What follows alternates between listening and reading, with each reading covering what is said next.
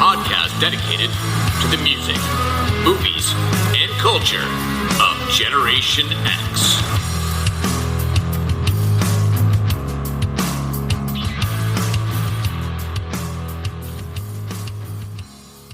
What is up, slackers, and welcome to another episode of the Stuck in the Middle podcast. I am your host, Jason Eck, and it's that time of year again. So obviously last week was a little bit of a Halloween episode, and this one is going to be as well. But first, I would just like to take a moment to offer my condolences. Not that, anyone who knows this person is probably going to be listening to this podcast, but I have said many times I'm an avid fan of, 70s, late 70s, early 80s sitcoms, and I couldn't go without mentioning the passing of Suzanne Somers. Obviously she was Chrissy Snow. I'm trying to remember the name of her character. Carol Foster Lambert on Step by Step. Her career is so interesting because she was only on Three's Company for about 4 years before, she kind of got into a bit of a contract dispute, thinking, and rightfully so, that the three leads should be making comparable money, right? And obviously that was not the fact. It turned out,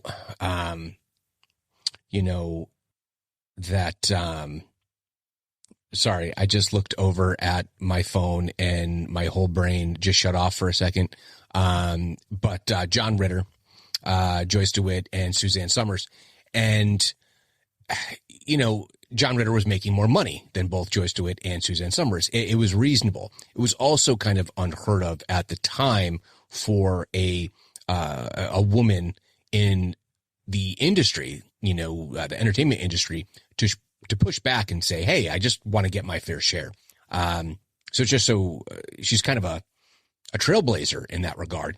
When you think of the character being so ditzy and naive, but, Suzanne Somers was not foolish, and she did what she felt was right for herself. But she was only on Three's Company from 1977 to 1981. And unless my memory failed me, and I now have the Wikipedia page up,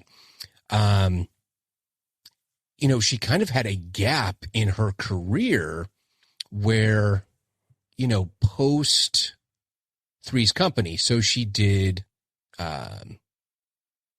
I guess she did some Playboy. I don't remember this. She did a couple of spreads for Playboy. I guess she did some vaudeville kind of just entertainer stuff in Las Vegas. I did not know that. Oh my gosh. I knew there was a gap. It was a 10-year gap between sitcoms, right?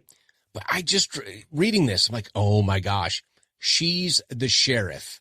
That kind of fills in the gaps for me. I'm like, I know she did something else, and I couldn't remember what it was. She did a couple of TV movies, stuff like that, but, 81, she leaves Three's Company. She does some Playboy. She does some Las Vegas shows. And then 87, she's the sheriff, runs for 2 seasons. And then a couple years later, she lands Step by Step. And then, let's see, that ran from 91 to 98. But then in the midst of all this, of course, she did the Thigh Master.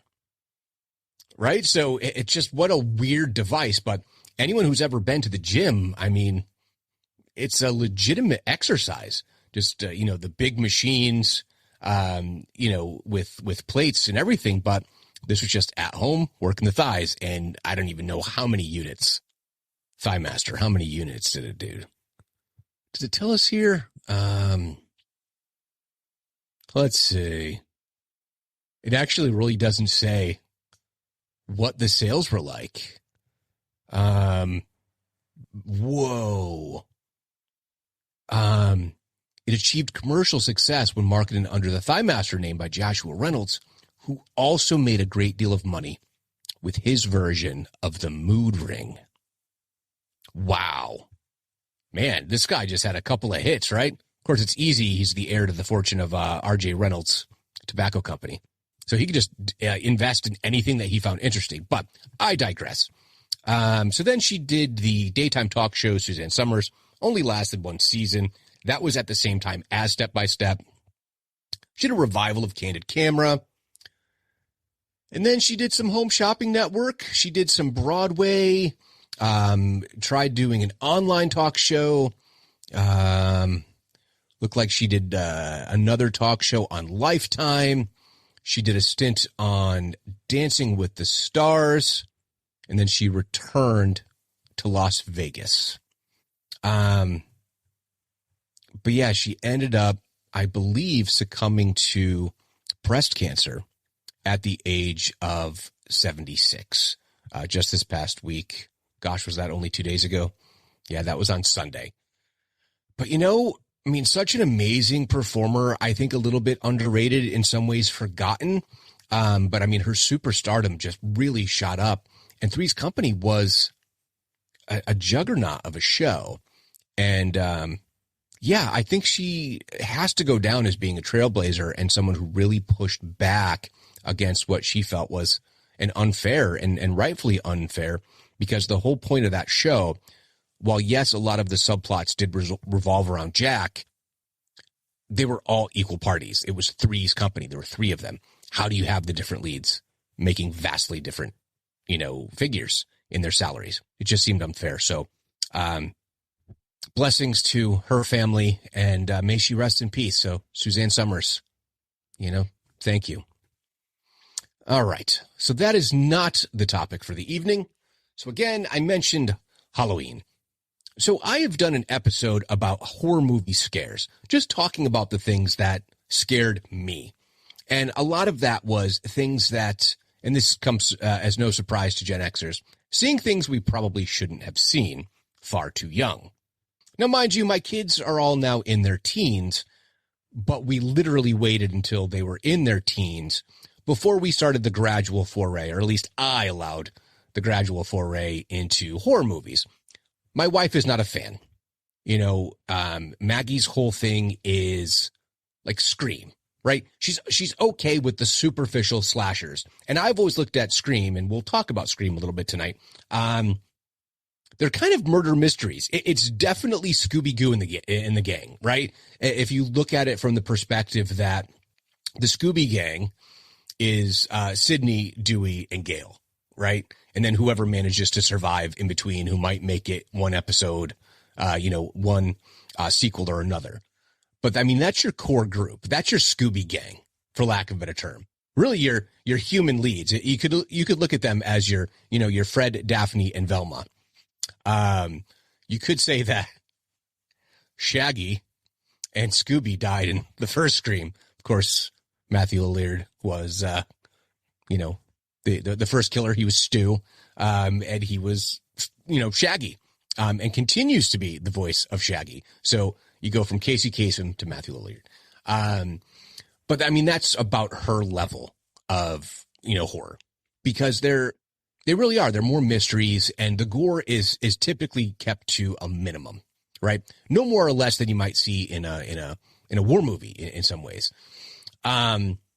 But just a quick aside. So we watched some more movies. I think I mentioned last week was such a blur. But I watched Us. Yeah, I mentioned that last week. And then we ended up watching another of the Screams. We ended up watching Scream 4, which I hadn't seen before. First 10 minutes of that movie is fantastic. It's clever. It is meta, as the kids say.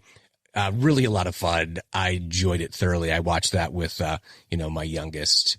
But the other funny thing, and I don't think he's going to listen to this episode. So if my oldest boy and his friends hear this, I gotta put it out there. So, he came home again this past weekend because one of their buddies had their first break. And he was home. He's like, guys, I'm gonna be home. And a few of them got together.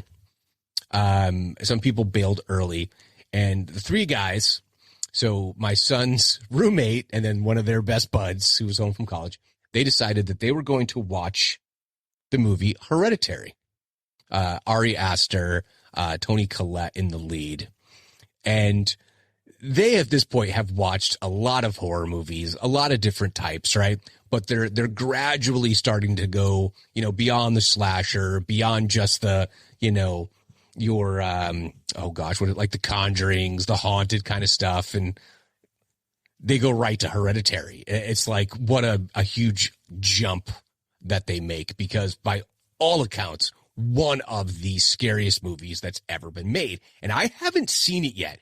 And frankly, I'm not sure that I want to. So I'm just going to tell you the story of these young guys. So they're three young men, all in college, and they're in his buddy's basement. They watch this movie, and we got different stories from two of them. So my son and then his roommate, because he came to pick him up the next day, and we got a little bit more of the story. And he basically says that like the three of them were like all on the couch, like seated next to each other, and there wasn't a whole lot of space. You know what I mean? Like they were all kind of like right next to each other and like, you good? Yeah, I'm good. I'm good. And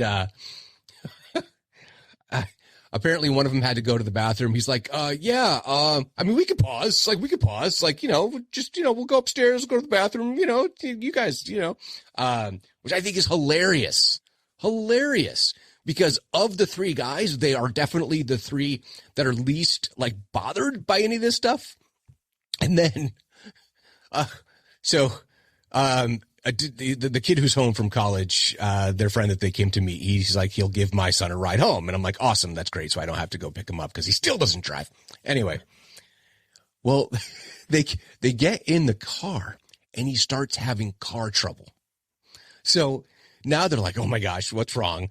They're getting all nervous, and I guess they drove with the light out in the car. I don't know. This is so funny to me just to think of them like these young men, 19, 20 years old, who are just like, bro, that movie. Now, mind you, like these kids, like they're good kids, and none of them really been exposed to a ton. More like on the violent side, they watch. They're binging Breaking Bad while they're, away at college, and, Game of Thrones and those kind of things where you have your sexual content and your violence and your drugs and all that. But this movie is apparently just amazing, right? In all the best, quote unquote, or worst ways, depending on how you want to put it. And then he gets home. So the deal is he just needs to text me when he gets home, just so we can, arm the alarm and do all that, right? So he was, like I said, he's supposed to let me know. So I have my noise canceling headphones on, expecting I'm going to get a call or a text, and I'm not going to wake anybody up. And I was just watching something on my phone. Well, I have the noise canceling. I'm already deaf in one ear, right? So I don't hear anything. And my wife is like, oh my God. And I'm like, what? And she's like, I think he's banging on the door. So instead of just letting himself in, right? There's a code for him to get in, all that, right? He bangs on the door because like he's too scared to take the other entrance that he would have to come in through. Right? Like, what is going on? And he's like, we watched this movie. So his roommate the next day comes over to pick him up as they're about to head back to school. And he's like, oh yeah. He's like, at a certain point, he, meaning my son, he had his hands over his eyes going, okay, I'm not even going to watch this. And it was the best line. He just looks up at his mother and I, and he goes, I don't know. I think I was too religious for that movie. Now, we are practicing Catholics every Sunday mass. Like, they've all gone to Catholic school. It was like my wife and I just burst out laughing. We're just like, what? He's like, yeah, I might have been just a little too religious for that movie. And that's awesome. Like, it's a heartwarming thing. It's a funny thing, but it also tells me, I don't know if I want to watch it. That's one of those things where sometimes I'll watch a horror movie, particularly this time of year, like on a Saturday or Sunday afternoon where the sun is shining and like I'm like folding laundry or something, right? Like, that's not a movie I'm watching with all the lights off by myself in the basement. Like, it's not going to happen. But his buddy who said he had his hands over his eyes also said that when the two other guys left and he was left at home, he bolted up the stairs and turned off the light and shut the door behind him really fast. So I think we've all been there. Whoa, did I just cause a action of some sort? Whoa. So get this. I just upgraded my operating system on my Mac. And apparently if I make a thumbs up at the camera, so again, I haven't been posting the video content, it makes a thumbs up symbol. I'm wondering if I can make other emojis. What if I do thumbs down? Does it do thumbs down? Or does it just do thumbs up? I don't know. I'm trying it now. Thumbs down. No, just thumbs up. That works. Completely random.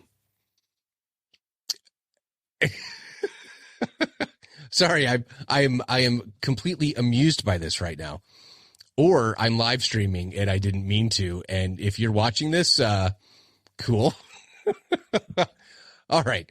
So, getting back to our topic at hand. So apparently Hereditary, if you want to be like scared to death, that's what you want to check out.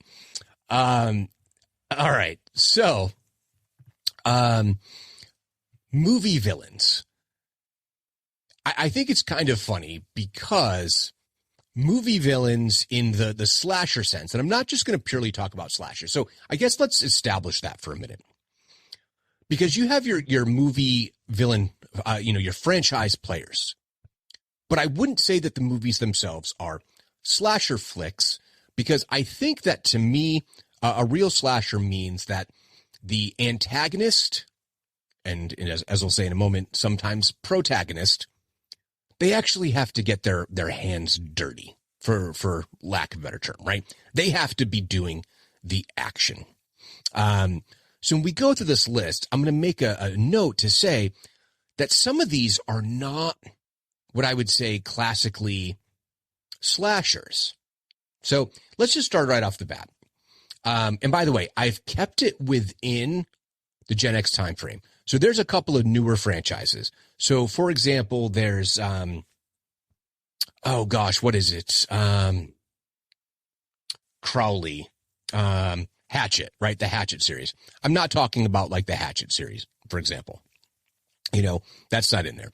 And I mean, I could probably add a couple, but I've tried to keep it to a nice, tidy top 10, right? In no particular order, although the last few you kind of look at it as being like the OGs, right? So let's just talk about slashers for a minute.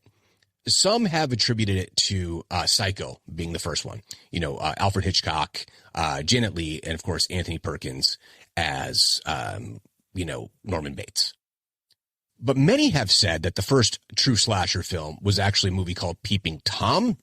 And I forget what they called the killer. I apologize. I haven't seen it. I've heard that it's very, very good.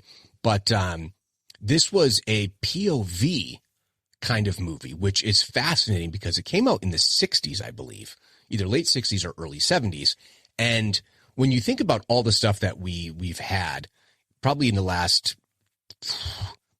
15, 20 years of everything like a found footage with your Blair Witch Project, right? And I think before that there was like Cannibal Surprise or something like that. So it wasn't completely bizarre, but here was a story about, really, instead of being a peeping Tom purely in the voyeur sense, it was a peeping Tom who was recording his murders. So effectively he was doing it. So again, my definition of a slasher is someone who's getting their hands dirty. But apparently this was really I guess a huge influence on the genre. And many say it's the very first actual slasher.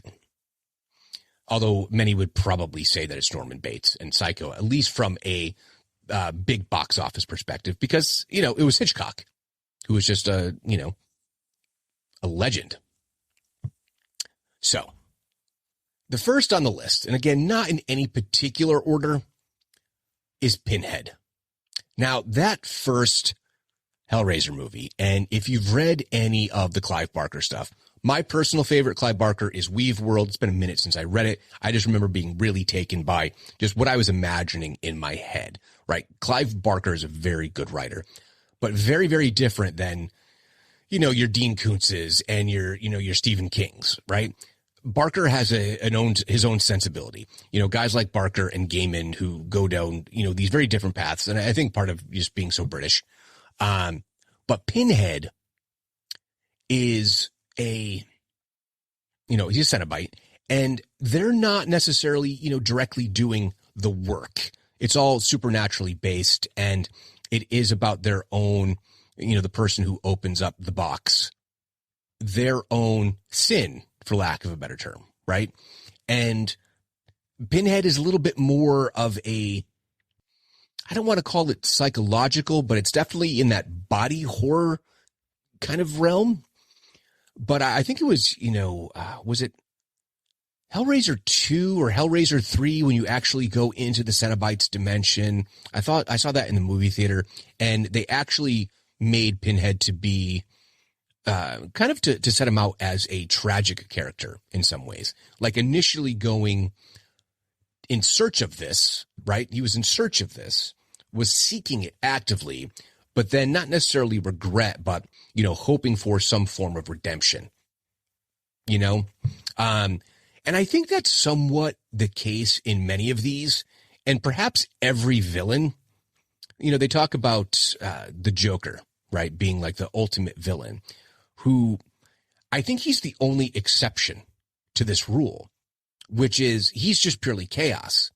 Many of these villains have tragic backstories, not all of them, but some of them, where you could conceivably say, well, they've got a point, right? But first on the list, Pinhead.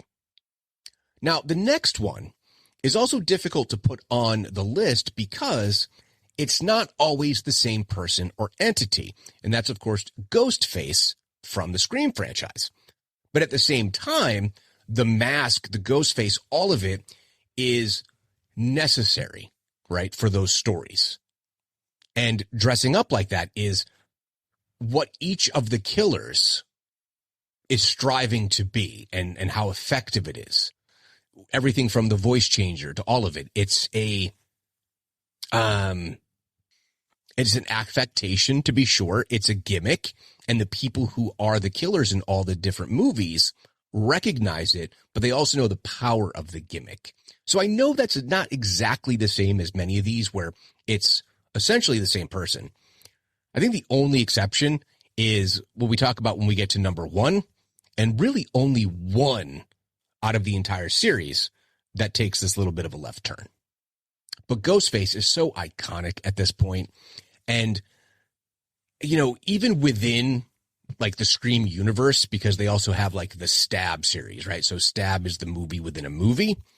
The Ghostface has become, celebrated, right?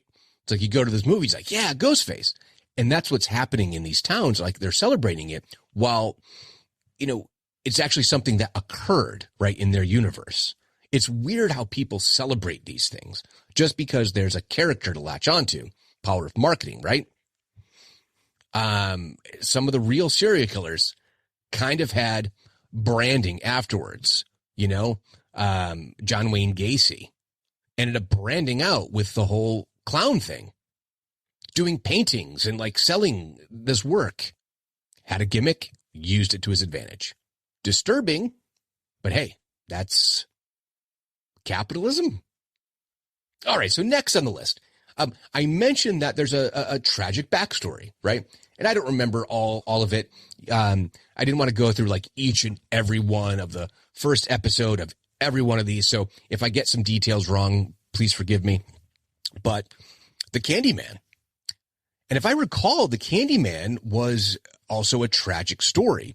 And, I believe, let's just see if I can get this right. I can usually do this stuff while I'm talking. But the Candyman film series, we are talking about the Candyman. Let's see. His name is Daniel Robitaille. And, oh, wow. This is Clive Barker too. I forgot about that. Brilliant. Let's see. The The scion of a rich black family in the 1870s, having gained fame for his portraits, commissioned to paint Helen, the ravishing daughter of a wealthy landowner. Granville demands that Helen pose in the nude as Venus, and her shock turns into love. This forbidden interracial affair brings the city's wrath down on Granville, cutting his right painting hand off with a rusty blade. The lynch mob then covers his naked body with honey, cheering as he's stung to death by bees. Right? So some people have had whatever feelings they have about the backstory being modified from the original story, but I think they've added something and amplified it. And of course, I'd forgotten about this too. So Tony Todd, amazing as the Candyman character. He's amazing in anything that he does, and he's a very talented actor and can go across any genre. But Virginia Madsen was Helen. I mean, this was good stuff. But he's kind of I don't want to say a vengeful angel kind of thing. I mean, why do you call him? What's the point of it? I forget exactly. But nevertheless, I think, he's looking to be freed. I think there's a way to do it, and I don't know if it ever gets accomplished. But it's a different type of menace. You know what I mean? And just like his torso and like the bees and say his name. Was it 3 times or 5 times? Also like Bloody Mary, which I mentioned last week. But yeah, Tony Todd really makes it. Absolutely makes it. And just the gravitas behind it. And the fact that you do have this romantic tragedy as the basis of the story. So again, not really bad, but it's through this traumatic event has created this entity. Now, you could say the next one also kind of has a point, because what shouldn't you do? You shouldn't steal from someone. And you really shouldn't steal a pot of gold from a leprechaun, right? So the Leprechaun, of course, inhabited by one Warwick Davis, the original Leprechaun, of course, starring Jennifer Aniston in her first role, or her first leading role. Yeah, I mean, I don't have a ton to say about this one. I remember watching the original. I might have watched, bits and pieces of however many there are now. I think there's like 7. But I mean, the initial gimmick, if you will, it's brilliant. It's absolutely brilliant. He had every right to be pissed off, and he wants his pot of gold. Of course, did he take it too far? Of course, but he's a mythical creature who's been wronged, terribly. Apparently there's a way to kill him, but like the guy who did it, like he fails, like I think he has a stroke or a heart attack or something before he can finish off the leprechaun, which of course only entraps him. And then later on, he comes looking for his pot of gold. It is schlocky. It is over the top. It is listed as a horror comedy. It absolutely is, but it's also just Warwick Davis just kicking ass as usual. Now, I should point out that there's one that I could have added on the list where it is a little bit in the same vein of schlockiness, but also genuinely having like scary moments. And that's Pumpkinhead. What's that? Lance Hendrickson in that. Just such a weird character. So just a little bit of an honorable mention to good old Pumpkinhead. I had one on here twice. So I guess we're just adding Pumpkinhead, or we could even add like the Creeper from Jeepers Creepers. That first Jeepers Creepers is just another example of if Justin Long is in a movie, it's going to end badly for that guy. I mean, tremendous what he goes through, and absolutely no shame. But a Justin Long based horror movie, it's going to go badly for him. Just awesome. The next one is irredeemable. There's no redeeming qualities. There is no story of having been wronged. There's nothing semi or even remotely tragic about it. A killer in life, a killer in the afterlife, a killer when inhabiting a doll. We're, of course, talking about Chucky. Like one of the top 3 things probably that actually legitimately scares my wife is Chucky. She's like, I hate that fucking doll, period. And there are so many things that are, again, a little hokey, right? But that first one is like genuinely scary. Like, and the fact that you have a kid involved, which is also another, I don't want to say it's a trope, but it does add some, I don't want to say it adds gravitas, but I mean, you go to a haunting movie like Poltergeist. What made that so scary was Carol Ann and having kids involved. Same thing with Chucky, right? He's interacting and right there, like there's this killer with this kid, right? But the later ones, oh gosh, what is her name? Oh, I was hoping I could pull it out. Jennifer Tilly. I did it without looking it up. I'm very proud of myself. But like Jennifer Tilly as like Bride of Chucky. Like it's bonkers, but it works. But it's purely a gimmick. It is absolutely without a doubt telling you up front, this is horror comedy horror, however you want to put it. And that's okay. I think it works when it's done well. I've mentioned before, I think the movie Student Bodies, the killer in that is Breather. Here is an example of dialogue from Student Bodies. Ring, ring, ring. Whatever, police. Who is this? Is this the Breather? Are you talking through a rubber chicken? Yeah. Just stupid because he's talking through a rubber chicken. Oh, I need a murder weapon. Horsehead bookends. He kills somebody with an eggplant. He kills paperclip. I'm going to kill that kid with the gum. You can have like shocking moments and like a gory moment that comes out of nowhere in a schlocky, over the top horror comedy. And it's a lot of fun. And you might just get gotten by the jump scares, but you might also just have a blast laughing at the absurdity of it all. And the thing is, whether it's like your Chucky, your Leprechaun, but even like the more overtly comedic, like a Student Bodies, I think the key thing is it's kind of based on how things evolved in the slashers. And we get into these next few, I think you'll know what I mean. So Chucky, top notch, scary as hell, also ridiculous, right? So the next 4, so I don't think I have a 10, so that's why I threw in the Creeper, because I had Pinhead on my list twice. I don't know how I did that. But here's your big 4. That's where we are. And let's just start off with perhaps if you don't have Psycho as your point A, then it's going to be, of course, Leatherface and the Texas Chainsaw Massacre. Now, here once again, you have a semi-tragic backstory in some ways. So their whole family is so interesting. And I think that in the different iterations of the films, because there's been a number of remakes at this point, I think he's had a couple of different, backstories. And I think the family has had different names as well. So here's kind of the rundown.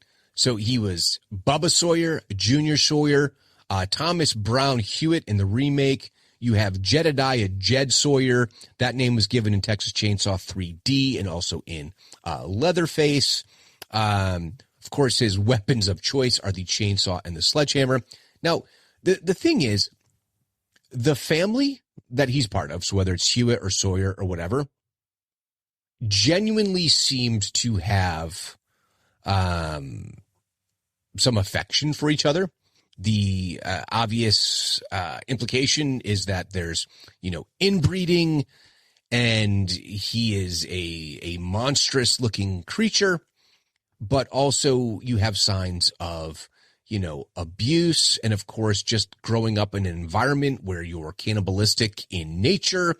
There's a lot of things that you can say about the backstory that actually make him a somewhat tragic character, although also seemingly taking some glee in his rather macabre work. But there's also elements and times where Leatherface shows some, not necessarily remorse, but some mercy and affection for a potential victim or someone that he would rather not gruesomely murder. So that's where I think it's kind of like,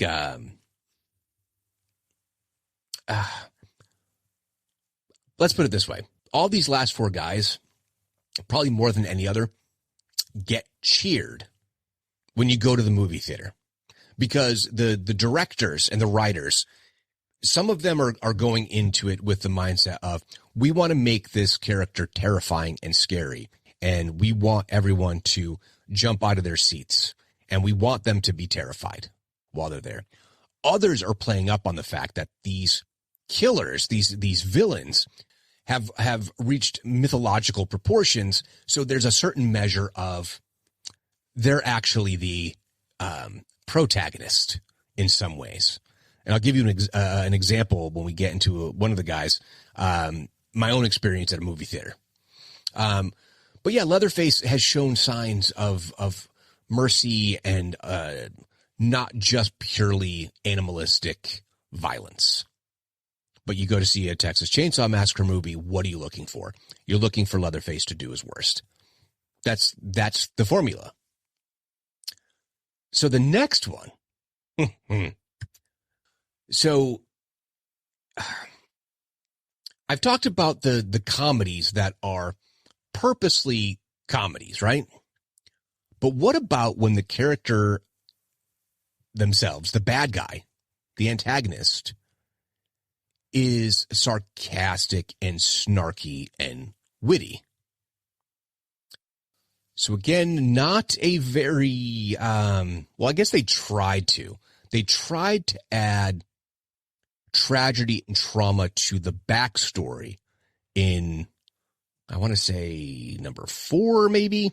But I'm talking about Freddy Krueger, a child and teen rapist and murderer, guy who worked in the boiler room of the local high school, who was killed via fire in his boiler room by vengeful parents. It was vigilante justice. So to him, that was unfair. That's not what the law says. He wasn't brought in and given, due justice, right? Due process. Now, superficially, completely agree. If someone gets caught doing some terrible crime, they need to go through the system, right? And I don't know if he was let off, if I remember correctly, he was let off on a technicality, so the town took it into their own hands, and he was burned to death. Thus, his visage as being a horribly scarred, burned character, who also happened to have an instrument to inflict terrible torture, pain, and leading to death in that crazy glove. But he was also so witty, sometimes bordering on corny, and I think that was part of it. He was also obviously very perverted, and his main foil early on was, of course, Nancy. But some brutal kills, but Freddy became he was the point of the series. You know what I mean? And it almost makes all the other characters, whether it's Nancy as a last girl kind of scenario, that was his foil. And I haven't seen all of them, I'll be honest. I mean, if you've seen them all, right, you've seen one, seen them all to some extent. But Freddy is just a iconic character, and you go to the movie theater expecting to see, first of all, how is he going to morph? In some ways, Freddy Krueger is very much analogous to a Beetlejuice, where he can transform into all manner of creature and do all kind of things because he's operating in the dream world, which, by the way, the first time I saw A Nightmare on Elm Street, the first one, I saw it on a black and white television in my room.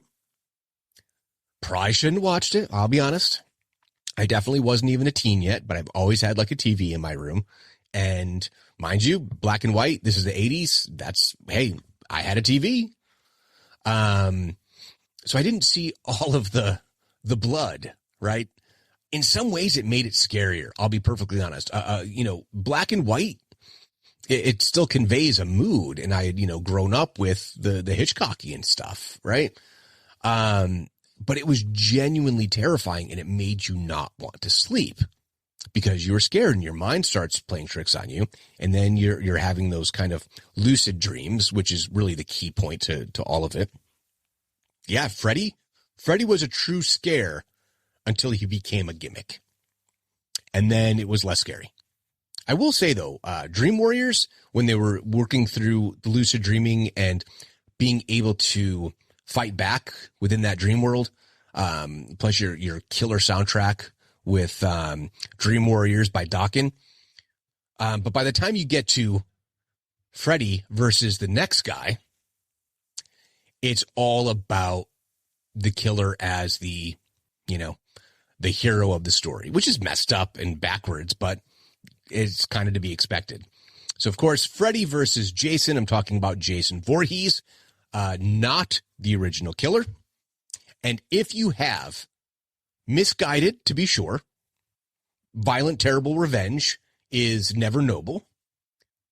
But Mrs. Voorhees had a point, kind of went a little too far, right? But Jason was physically and mentally disabled and was left to drown in Crystal Lake. And as a mother, she wanted revenge. As a parent, you want to get the people who you felt as though let your kid down. But because no one was aware that he had become a supernatural being there in the lake, couldn't have possibly known that when Mrs. Voorhees was decapitated while a young lady was defending herself, that this would launch into Friday the 13th Part 2 through, what are they on? 20? So the first time I saw a Friday the 13th movie in the theaters, it was my buddy Toby and these two young ladies. It kind of wasn't, but it wasn't a date kind of thing. It was a maybe double date kind of thing, right? We were too young to know any better. Honestly, we were like 13, 14, snuck in. And the whole time you're rooting on Jason. You know what I mean? I forget which one it was. I could have sworn it was 3, but 3 was in 3D, and we definitely didn't see it in 3D. But again, some of the movies kind of blend together because they're out in the woods by the park, right? So some of the, there's always a chase. Well, they're running and he's walking briskly and he's going to catch up with you because he's supernatural. But, the whole time people are cheering, and when the dude or the gal just like trips randomly, you just like, oh, come on. You know what I mean? Like, look where you're going. Don't trip. Now is not the time. Everybody trips. Everybody follows the script as Scream 1 tells us, let's split up. I'll be right back. I'm going to grab a beer. I got to take a piss. Oh no, they're having sex. I mean, it's telegraphed from a mile away. And all you're wondering about is, how's he going to do it? And with Jason, it's not like, he has a particular weapon. Like, he's well known. He's used a machete, but he's also used a weed whacker. He's crushed one dude's head with his bare hands. It's an axe. It's a sledgehammer. It's a ski pole, whatever it is. But I mean, once you get to the point where it's Jason in space, you know that you're just doing it as kind of like fan service. And okay, how can we up the ante for the Friday the 13th series? But, Jason Voorhees, man, he made the hockey mask more menacing than you could possibly imagine. And it's brilliant and it's simple. Played by a couple of different guys, but I mean, Kane Hodder, I think, is one of the most well-known. But yeah, I mean, he didn't have to run. He would just get you. And it's usually slip on a banana peel. Boom. Freddy versus Jason, I think that was something I watched with, so again, mentioning Maggie doesn't really like horror movies. So we're at a friend of ours' house, his wife at the time. And we're just like, all right, we got to do this. Freddy versus Jason. Let's do it. Let's watch it. It's absurd. It's silly. It's stupid. And, yeah, I mean, even Maggie was like, yeah, it didn't really bother me. It's just over the top and stupid. But what a clever thing. What a clever thing to put them together. It's just like putting the Aliens versus Predator. It's such a simple, clever little twist where you can kind of merge these universes. But with Freddy and Jason competing for who had the bigger kill count. If that's not just, again, paying direct fan service, because they know that's what the fans are looking for. Who can have the most absurd, over-the-top kill? That's the horror movie franchise. That's how it works. So then, the top of the list, the one that many will say, now, not personally, actually my favorite. It's not. Although the original is, I remember seeing it for the first time. Just terrifying. Absolutely terrifying. The one known as The Shape.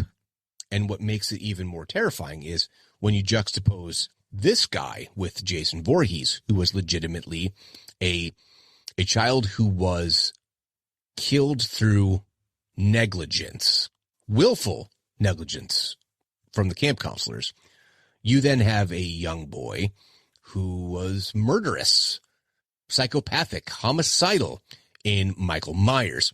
So that being the backstory, as even as a kid had committed a terrible crime in his own home against his sister, and kind of they retconned, the whole thing with, oh my gosh, Jamie Lee Curtis. Why am I forgetting her name? Lori. Oh man. It's going to bother me. I got to look it up. Lori what? Laurie Strode. That's right. And of course, Dr. Samuel Loomis, originally played by Donald Pleasance. But I mean, they kind of retconned that in where he is, Jamie Lee Curtis, so Laurie is his other sister, and that, he's trying to get her too, kind of thing. But Michael Myers, The Shape, and how, the doctors are like, he's barbaric and just, I think they use the term like a almost like that traveler kind of thing that they've talked about in shows like Dexter or whatever, where it suddenly takes over and he's just an absent for thoughts, absent of anything but going on these murderous sprees with the ultimate intention of getting Laurie Strode. Now, I don't know how, because it said Halloween Ends, right? I think that's the most recent or the last installment. I don't know what happens. I should probably just watch them all through. If anyone has a suggestion of which ones really work canonically, like in a row, because some will say, you don't really need to watch the Rob Zombie ones. You kind of leave those out, but you can say there's Season of the Witch, I think, which wasn't Michael Myers. It was a copycat. So there's some convoluted history there. But I think with Michael, it got to the point where there's no way he's simply human because of the amount of punishment and damage that he can take. Now, if that has been defined in the series, I don't remember that happening, where they actually said he is otherworldly with powers.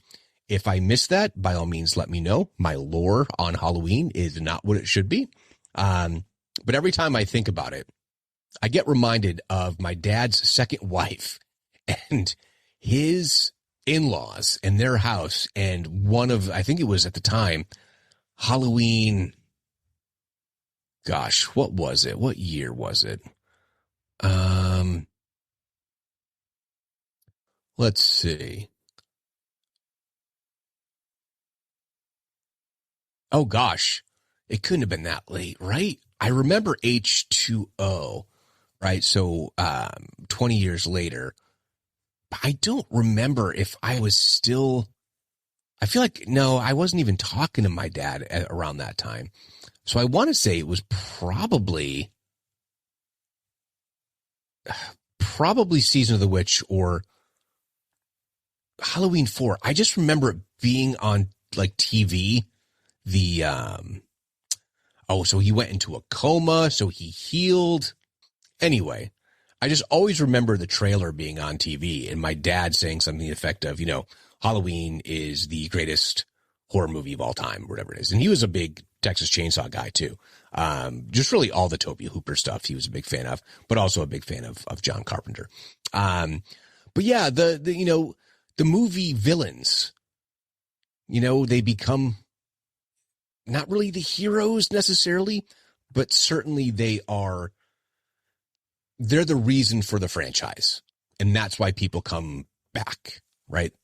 So I leave out, like I mentioned, like the people who don't get their hands dirty, but also, I stopped at a certain time period, right? Trying to keep it within the realm of Gen X in our youth, right? I look at someone like a Jigsaw, right? He's creating all these elaborate traps, but he himself, he's not really, I guess the first one he kind of was, but again, tragic backstory.